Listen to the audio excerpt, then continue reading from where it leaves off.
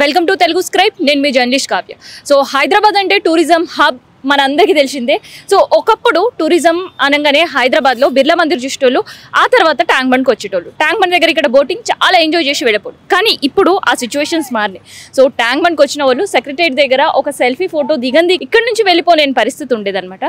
So అంతా develop అయిపోయింది. And దాంతోపాటు ఒక టూరిజం హబ్తో పాటు ఇవి కూడా టూరిజం స్పాట్స్గా మారిపోయింది. సో సెక్రటరియట్ కావచ్చు అండ్ అంబేద్కర్ స్టాచ్యూ కావచ్చు. సో ఇట్లాంటి ఎన్ని టూరిజం స్పాట్స్ ఉన్నా కానీ ఇక్కడ వచ్చే వాళ్ళకి అమరవీరులకు సంబంధించిన స్మారకం ఒక్కసారి చూడంగానే తెలంగాణ బిడ్డల త్యాగాలు గుర్తుకొస్తుంటే, అమరులైన వాళ్ళవి గుర్తుకొస్తుంటాయి. కేవలం టూరిస్టులకు మాత్రమే కాదు, తెలంగాణ వాళ్ళు ఎవరైనా కానీ ఇక్కడ నుంచి వెళ్ళిన వాళ్ళకి ఆ స్మారకం ఒక చిహ్నంగా ఉండేది. కానీ ఎవరికి ఎంత ఉండే కానీ గతంలో మనకి సెక్రటరియట్ నిర్మాణం కంటే ముందు తెలంగాణ తల్లి విగ్రహం ఇక్కడ ఉండేది. కానీ ఇప్పుడు తెలంగాణ తల్లి విగ్రహం కనుమరుగైపోయింది సెక్రటరియట్ తర్వాత.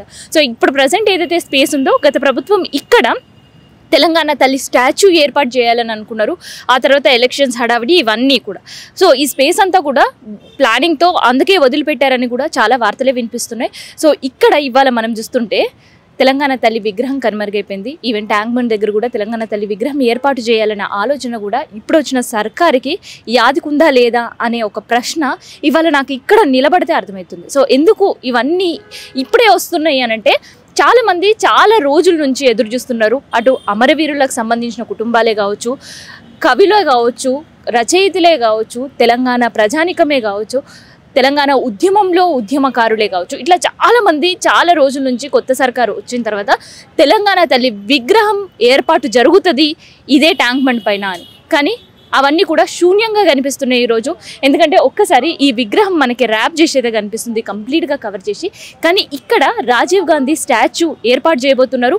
సో స్టాచ్యూ ఏర్పాటుకి సంబంధించి అయితే అన్ని ఏర్పాట్లు దాదాపుగా 80% పూర్తయిపోయినాయి.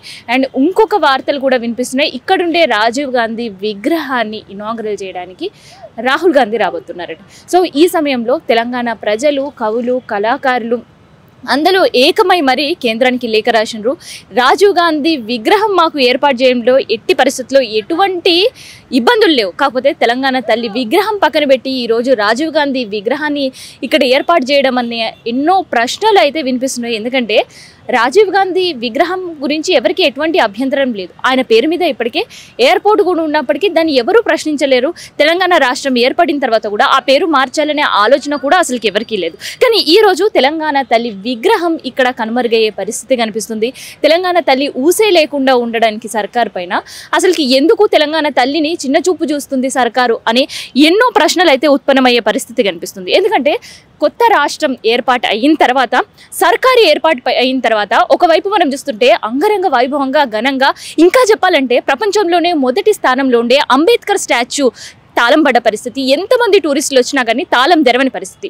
ఒకవైపు మనం చూస్తుంటే అమరవీరులకు సంబంధించిన స్టాచ్యూ సంబంధించి ఎన్నో విశేషాలతో ఏర్పాటు చేసిన అక్కడ గేట్కి గడిలేసే పరిస్థితి. కానీ ఇవాళ మళ్ళీ తెలంగాణ తల్లి విగ్రహం మాయమై ఇంకోవైపు రాజీవ్ గాంధీ విగ్రహం ఇవాళ మనం ట్యాంక్ బండ్ పైన చూస్తున్నాం. సో ఇలాంటి అన్ని సిచ్యువేషన్స్ చూస్తుంటే తెలంగాణ ప్రజలు అసలు తెలంగాణ తల్లి యాదుకుందా సర్కారుకి అనే ఒక వార్తలు కావచ్చు, ఒక ప్రశ్నలు కావచ్చు ఉత్పన్నమవుతున్నాయి. మరి సర్కారు దీనిపైన ఎప్పుడు దృష్టి పెడుతుంది? తెలంగాణ తల్లిపైన నిజంగానే ఏర్పాటు చేయడానికి చిత్తశుద్ధి ఉందా సర్కారుకి అనే ప్రశ్నలకి ఏం సమాధానం చెప్తుంది అనేది మనం కూడా ఎదురు చూద్దాం.